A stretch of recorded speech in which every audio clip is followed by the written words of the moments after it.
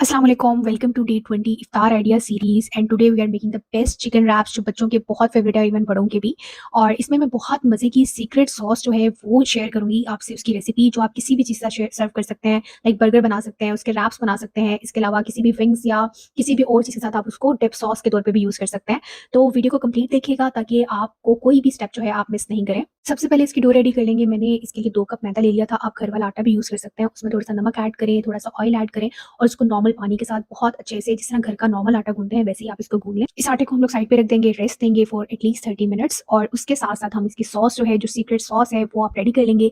इसमें मैंने मेयोनीज नहीं है, देन उसमें मैंने बारबेक्यू सॉस ऐड की है, जिससे इसका फ्लेवर बहुत एनहांस हो जाता है। उसके बाद मैंने इसमें ऑलमोस्ट 4 से 5 जो बड़े टेबल स्पून जो है वो मैंने भर के चिली गार्लिक सॉस के ऐड कर दिए थे। आप चाहे तो केचप भी ऐड कर सकते हैं। उसके बाद इसमें मस्टर्ड पेस्ट आएगा। मस्टर्ड पेस्ट जो है वो भी एक फ्लेवर को बहुत एनहांस करता है।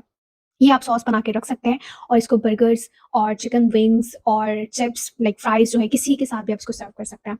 उसके बाद हम लोग जो है छोटे-छोटे पेड़े बना लेंगे और उसकी रोटियाँ बेल लेंगे। और रोटी नॉर्मल जिस तरह आप घर में रोटी बनाते हैं बिल्कुल उसी साइज़ की आप बेल सकते हैं।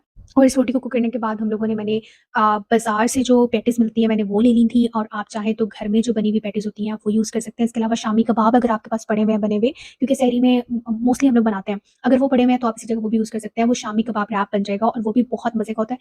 ये ना सिर्फ इफ्तार के लिए बल्कि सहरी के लिए भी एक बहुत अच्छा आइडिया है कि आप इसको एक हेल्दी रैप जो है वो बना सकते हैं घर में। बच्चे खाएँगे तो क्या वाह-वाह करेंगे, बड़े खाएँगे तो क्या वाह-वाह करेंगे।